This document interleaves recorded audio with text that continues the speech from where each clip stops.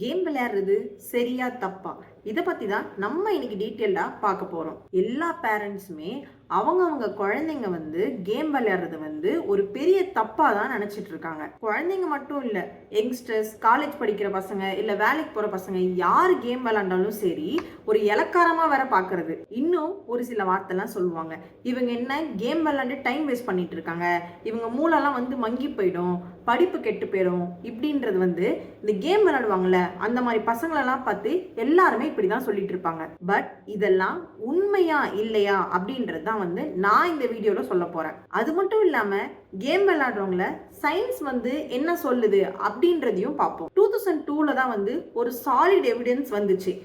Game விளையாடுறதுனால பிரெயினோட ஃபங்க்ஷன்ஸ்லாம் நல்லாவே improve ஆகுது அப்படின்ட்டு நிறைய ஸ்டடி பண்ணியிருக்காங்க. அதுலேருந்து அவங்களுக்கு என்ன தெரிஞ்சிருக்கு பார்த்தீங்க அப்படின்னா, வீடியோ கேம்ஸ் விளையாடுற எல்லாருக்குமே காக்னிட்டிவ் ஃபங்க்ஷன் இன்க்ரீஸ் ஆகிருக்கு அப்படின்றது தெரிய வந்திருக்கு.